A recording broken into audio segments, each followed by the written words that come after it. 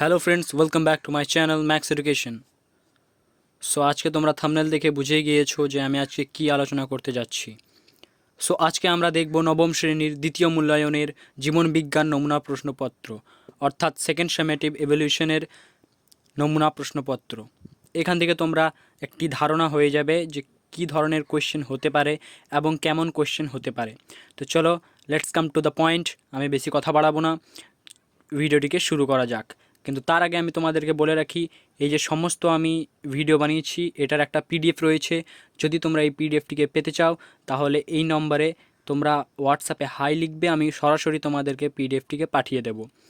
এবং এই চ্যানেলে যারা নতুন রয়েছে তারা প্লিজ সাবস্ক্রাইব করে নাও, বিকজ আগামীকাল বা পরে আরও অন্যান্য বিষয় নিয়ে ভিডিও বানানো হবে, তাই তোমরা এই চ্যানেলটিকে সাবস্ক্রাইব করতে ভুলবেন না। So let's start the video. প্রথমে দেখে নাও এ, সঠিক উত্তরটি বেছে লেখো। যে কোনো পাঁচটি, 5 গুণিত 1 সমান সমান 5। 1, ভিলায় দেখা যায়। অপশন দেওয়া রয়েছে, এখানে অপশন বি হবে ক্ষুদ্রাতন্ত্রে। তারপর 2, মানব দেহের একটি বিপাকীয় বর্জ্য পদার্থ হলো, অপশন আছে হরমোন, বি CO2, তারপর আছে CO2, এখানে উত্তর বি। তারপরে 3, সুস্থ মানুষের সুষম খাদ্য তালিকায় শর্করা, প্রোটিন, ফ্যাট এর সঠিক অনুপাত হলো, উত্তর হবে অপশন এ। তারপর চলো দেখি 4, TCA চক্র কাকে বলে, এখানে উত্তর হবে ডি, ক্রেবস চক্রকে।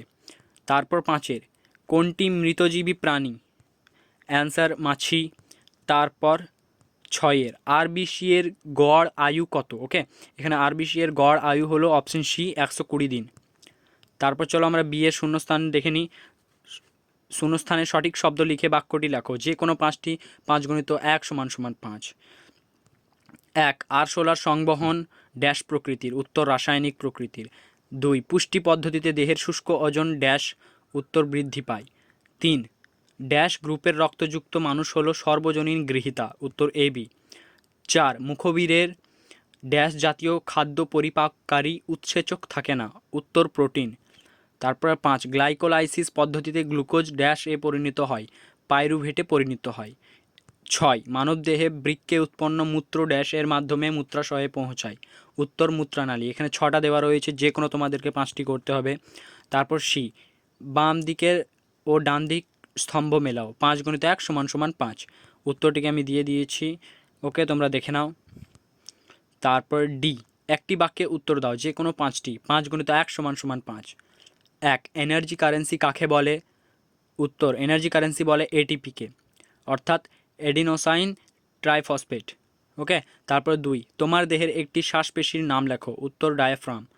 তারপর 3, হৃৎপিণ্ডের স্বাভাবিক পেসমেকার কোনটি, হৃৎপিণ্ডের স্বাভাবিক পেসমেকার হলো সাইনো অ্যাট্রিয়াল নোড, ওকে। তারপর 4, বিএমআর এর সম্পূর্ণ নাম লেখো, বিএমআর এর সম্পূর্ণ নাম হলো বেসাল মেটাবলিক রেট। তারপর 5, বাকল মোচন হয় এমন একটি উদ্ভিদের নাম লেখো, উত্তর লবণাম্বু উদ্ভিদ। তারপর 6, তোমার দেহের একটি সাহায্যকারী রেচন অঙ্গের নাম লেখো, উত্তর লিভার বা যকৃত, ওকে। এখানেও 6টা দেওয়া রয়েছে, যে কোনো 5টি করতে হবে। তারপর চলে এসো ই, যে কোনো 5টি প্রশ্নের যথাযথ উত্তর লেখো, 5 গুণিত 2 সমান সমান 10, অর্থাৎ একটি করলেই তোমরা 2 নম্বর পেয়ে যাচ্ছ। 1, বৃক্কের 2টি কাজ লেখো, উত্তর বৃক্কের 2টি কাজ হলো, 1, রক্ত থেকে বিষাক্ত পদার্থ ও অপ্রয়োজনীয় পানি বের করে মূত্র তৈরি করা। 2, দেহের পানির মাত্রা ও লবণের ভারসাম্য রক্ষা করা। তারপর 2, ফুসফুসীয় সংবহনের ক্ষেত্রে গতিমুক্তি সম্পূর্ণ করো। এই গতিমুক্তি তোমরা দেখে নাও। প্রথম গতিমুক্তি হবে ডান নিলয়, তারপর ফুসফুসীয় ধমনী, তারপরে যেটা উত্তর দেওয়া আছে অক্সিজেনহীন রক্ত, তারপরেরটাতে হবে অক্সিজেন বহুল রক্ত, ওকে। তারপর তোমরা দেখে নাও 3, লালারসের 2টি কাজ লেখো। লালারসের 2টি কাজ হলো, 1, খাবার নরম করা ও গলনের সহায়ক হিসাবে কাজ করা। 2, শর্করা হজমে সাহায্য করা। চলো এবার 4 দেখে নিই, সন্ধানের 2টি অর্থনৈতিক গুরুত্ব লেখো, উত্তর সন্ধানের 2টি অর্থনৈতিক গুরুত্ব হলো, 1, খাদ্যের পরিমাণ বৃদ্ধি পায় ফলে আয় বাড়ে। 2, বেকারত্ব কমে যায় এবং কর্মসংস্থান সৃষ্টি হয়।